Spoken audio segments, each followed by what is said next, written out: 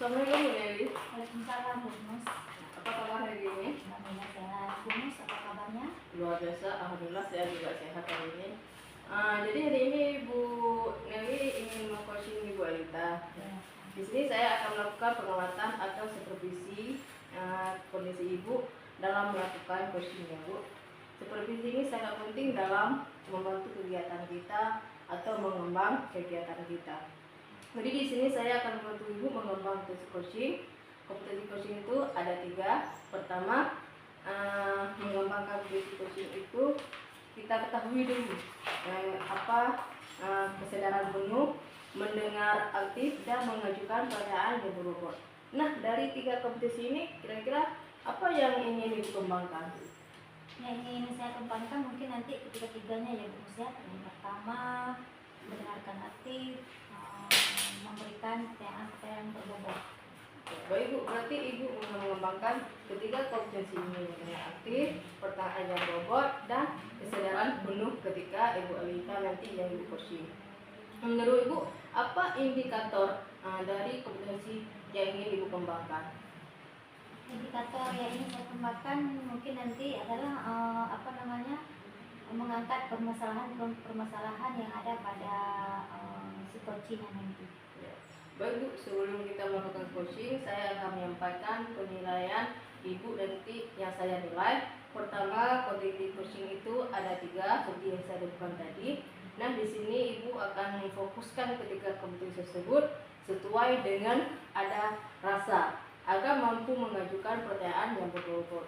Terus yang kedua, di sini Ibu juga akan melihatkan memiliki paradigma berpikir coaching yang fokus pada coaching. Jadi bersikap terbuka, jadi coaching itu tidak merasa gugup atau terasa dia kurang dihargai. Tapi ketika Ibu merasa memiliki kesadaran penuh ketika mendengar coaching, maka ini akan saya nilaikan berdasarkan peluang baru yang melihat Ibu dalam mengcoaching. Yang ketiga, selain itu yang ingin Ibu menerapkan yaitu kemitraan, proses kreatif, dan memaksimalkan kompetensi. Yang keempat, dalam proses coaching ini nanti saya akan melihat apakah Ibu melakukan sesuai dengan alur cerita, dan dari 4 observasi ini kira-kira Ibu sepakat dalam yang Ibu diskusikan nanti atau yang perlu kita diskusikan nanti. Kalau menurut saya sepakat untuk ya. Seperti yang dijelaskan tadi, harus dengan alur cerita. Ya. Baiklah Bu, kalau sepakat Ibu silakan melakukan coaching bersama dengan Ibu Alita. Baik Bu Mus. Ya. Baik Bu, tadi saya sudah mengevaluasi Ibu Alita dan Ibu Nelly selama melakukan coaching. Luar biasa Bu ya. Karena bagaimanapun setelah melakukan coaching mungkin merasa senang ketika kita melakukan menjadi coach atau coaching pada teman sejawat. Bagaimana menurut Ibu? Ya, alhamdulillah sekali Bu. Jadi setelah saya mengcoaching Ibu Alita, alhamdulillah mendapatkan hasil yang luar biasa seperti yang Ibu bilang tadi. Benar Bu, saya tadi melihat bahwa Ibu Alita telah menemukan solusinya sendiri ketika menjelaskan masalahnya kepada Ibu Nelly. Karena emang coaching sendiri yang bisa menemukan ide-idenya. Kita hanya bisa memberikan arahannya saja sebagai teman sejawatnya, yaitu sebagai coaching. Saya merasakan apa yang Ibu rasakan. Menurut Ibu, tadi kompetensi yang ingin Ibu kembangkan tadi yaitu mendengar aktif, mengajukan pertanyaan bobot, dan kesadaran penuh. Apakah sudah tercapai indikator tersebut? Ya, menurut saya sudah tercapai ya Bu Mus, karena saya sudah menemukan kata kunci yang disampaikan oleh Ibu Alita sendiri, yaitu mendengar aktif, kesadaran penuh, dan pertanyaan yang berbobot sehingga beliau bisa menemukan solusi masalahnya sendiri. Ya, saya juga sependapat dengan Ibu apa yang disampaikan. Dari pengamatan saya tadi memang terlihat Ibu sudah memiliki kompetensi mendengar aktif, mengajukan pertanyaan yang bobot, dan kesadaran penuh. Semoga bisa dikembangkan ya Bu Nelly ya, nanti berdasarkan sejauh yang lain. Kemudian untuk paradigma berpikir coaching, alhamdulillah Ibu sudah melakukan coaching, juga berperilaku terbuka dengan tidak menghakimi coaching, bersikap ingin tahu, dan terus menggali permasalahan yang terjadi kepada Ibu Alita. Jadi itu yang bisa saya lihat tadi. Yang kedua, Ibu berfokus pada solusi, bukan masalah yang terjadi. Jadi kita tidak bisa menyelesaikan masalah balita. Jadi ketika saya lihat tadi, ibu hanya bisa melihat solusinya, bukan menyelesaikan masalahnya. Luar biasa bu. Solusi bukan berarti kita memberikan solusi kepada kawan kita, tapi dia sendiri yang bisa menemukan solusi tersebut.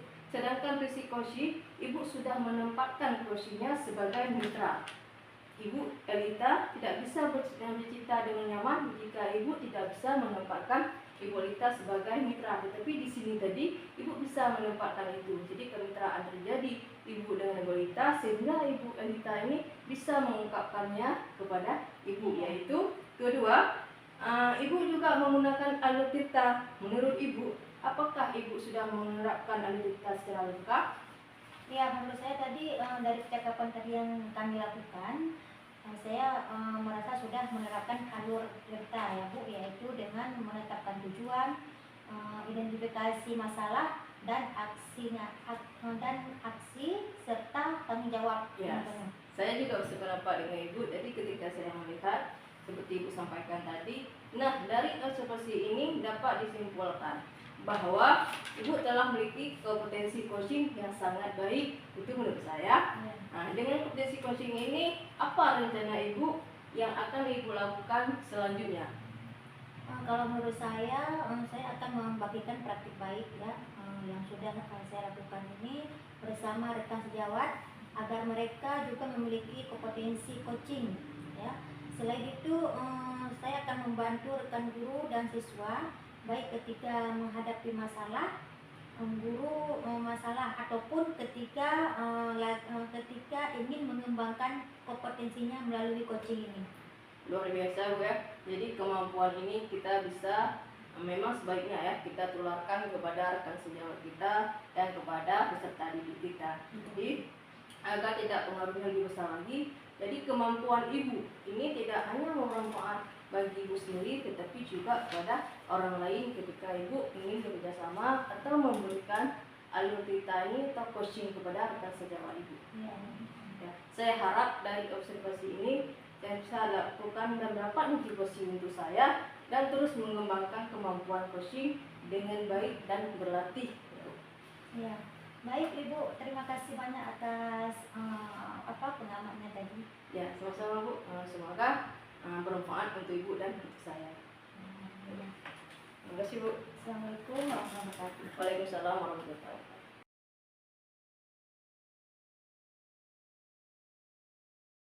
Waalaikumsalam Bu Mos. Bagaimana Bu? Ada yang bisa saya bantu? Ya Bu, gini Bu, sebenarnya saya mau cerita sama Bu Mos ya. Saya di sekolah lagi menghadapi masalah dalam proses pembelajaran Bu. Oh, masalahnya bagaimana Bu? Gini Bu, di kelas 2 yang saya mengajar, anak-anak sulit untuk saya kondisikan. Mereka suka berbicara di kelas ketika pembelajaran sedang berlangsung. Oh begitu, berarti ibu ingin menemukan cara bagaimana agar anak tersebut tidak berbicara di kelas sehingga suasana kelas menjadi tenang, tidak seperti sekarang ini. Ini suasana kelas yang sering ibu ribut ya di kelas juga. Ya benar Bu. Menurut ibu mengapa anak-anak suka berbicara di kelas? Kalau menurut saya bukan kondisi di kelas 2 ini ada anak yang cepat sekali menyerap materi dan menyelesaikan tugasnya. Sementara setelah dia menyelesaikan pekerjaannya atau tugasnya, mereka berbicara dan mengganggu anak-anak yang lain seperti itu. Oh, berarti di kelas ibu ini bermacam-macam ya Bu, atau beragam-ragam kemampuan si anak Bu ya? Iya Bu, benar sekali Bu. Ada anak yang memiliki kecepatan belajar yang lebih baik, ya cepat dia tangkapnya. Ada yang sedang saja, dan ada juga yang siswanya agak lambat itu Bu. Oh, berarti yang selama ini ibu lakukan bagaimana Bu?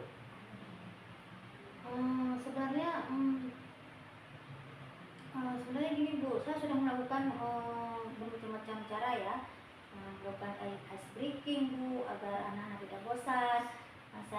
Saat ice breaking anak-anak cukup antusias dalam beberapa menit mata pelajaran.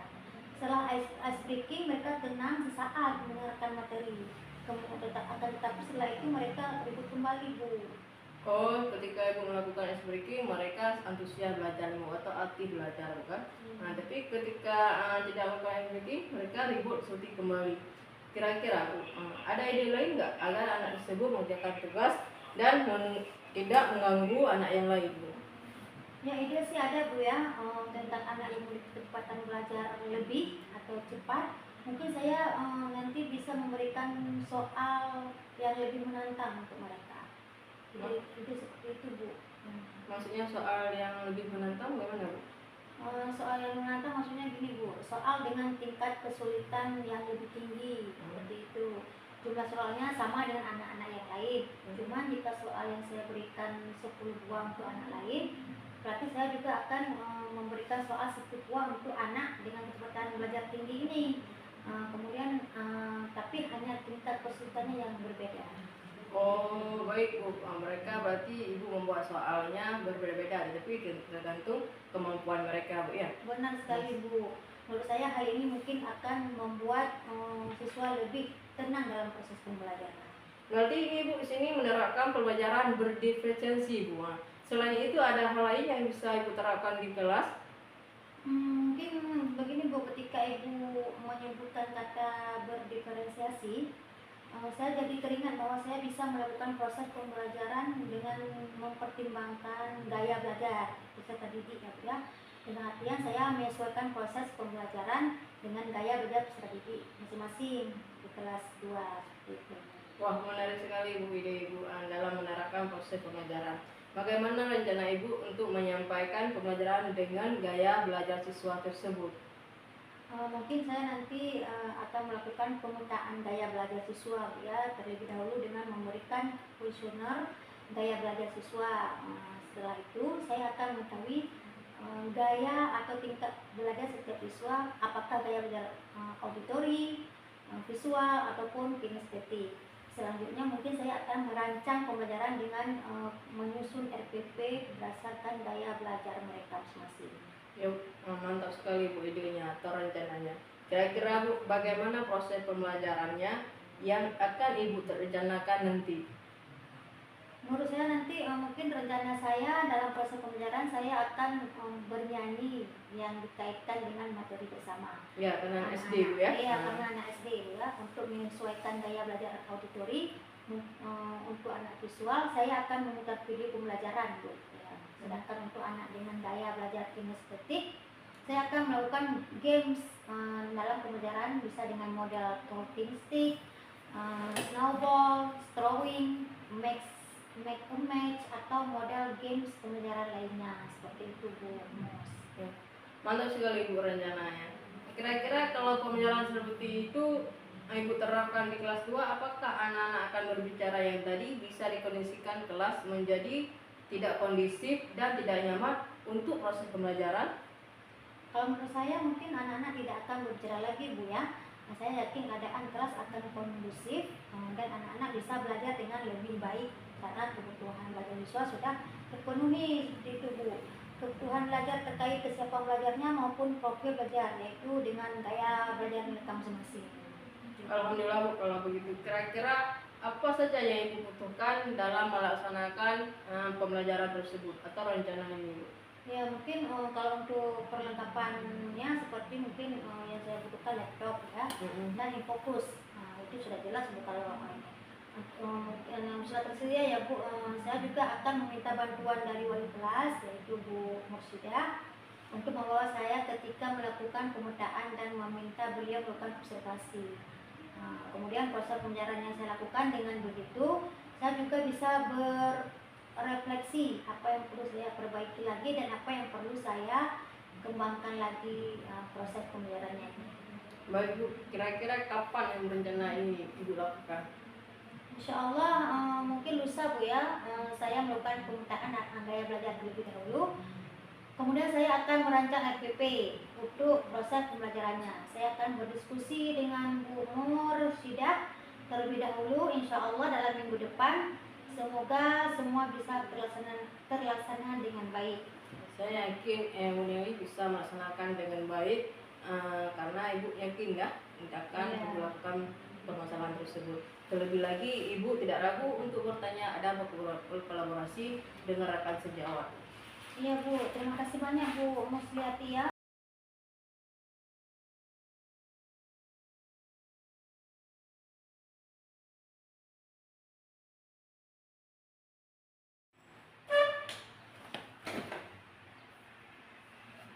Assalamualaikum Bu Elita. Waalaikumsalam Bu Mus. Gimana Bu, ada yang bisa saya bantu? Begini Bu, saya dalam beberapa hari ini ada masalah Bu di kelas saya, di kelas 4 ada siswa yang sering tidak datang sekolah, banyak kali libur. Masalah gimana ini Bu? Ini Bu, ya kadang-kadang kan siswa tersebut hari ini datang, besoknya dia nggak datang lagi. Terus kali tanya, kenapa nggak datang kemarin, bilangnya sakit. Terus besoknya lagi dia libur lagi Bu. Benar Bu. Menurut Ibu mengapa anak-anak datang terlambat ke sekolah Bu? Ya Bu, jadi ketika saya tanya alasannya dia sakit. Jadi besoknya lagi kata kawannya dia ada sakit. Kata kawannya kemarin dia masih bermain-main Bu. Terus yang kedua mungkin karena orang tuanya tidak membangunnya pagi Bu. Jadi sehingga dia terlambat. Kalau terlambat dia mungkin sudah malu untuk datang lagi ke sekolahnya. Selama ini apa yang sudah Ibu lakukan agar siswa tersebut datang ke sekolah lebih cepat? Ya, pertama saya sudah pernah mengunjungi ke rumah mamanya. Jadi ketika saya datang ke rumah, ternyata dia broken home. Jadi ayahnya sudah menikah lagi, terus dia tinggal sama mamanya juga menikah lagi. Jadi sama-sama orang tuanya sudah menikah Bu. Jadi ketika saya tanya alasan mamanya dia sakit. Jadi ketika aku kan datang ke rumah pagi itu, mamanya cuma menjelaskan sakitnya. Jadi saya tidak melihat langsung kepada siswa tersebut apa sakit atau tidak, alasannya dia masih ketidur Bu.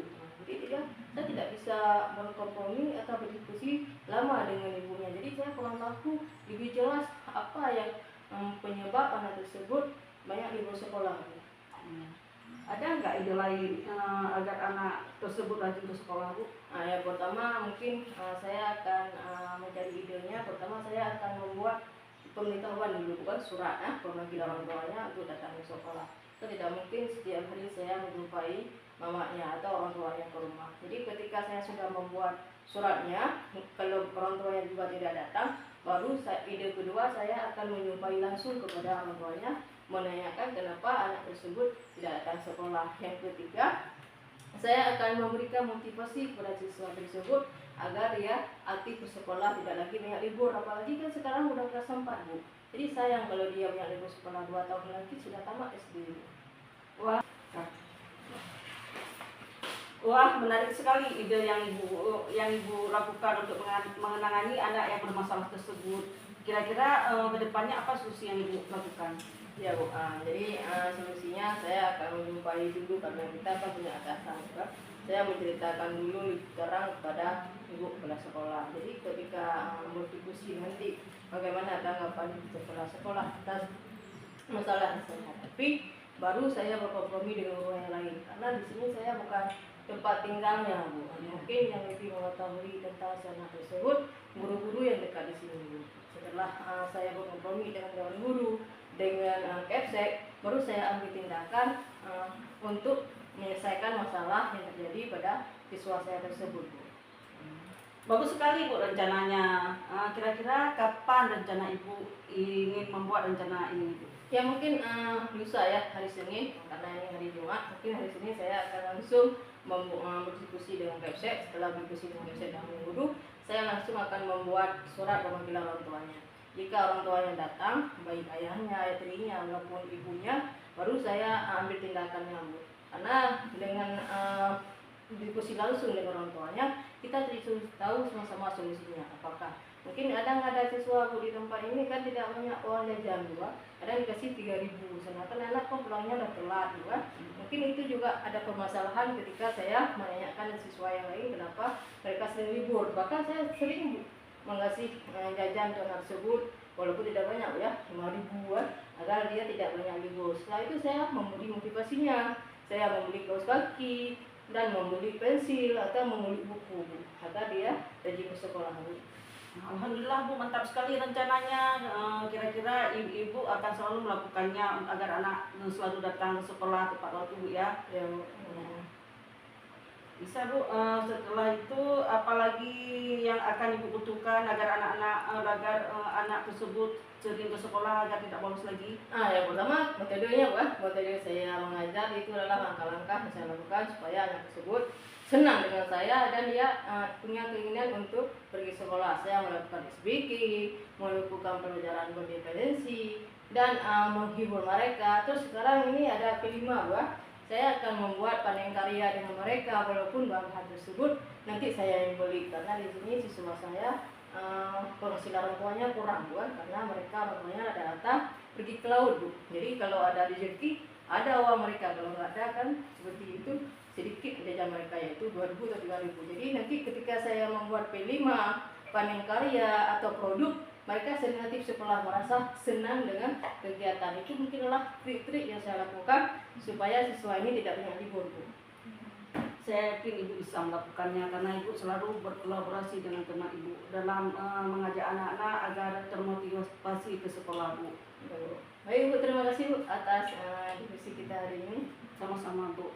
Ya, Assalamualaikum Bu Lita. Waalaikumsalam Bu Mus.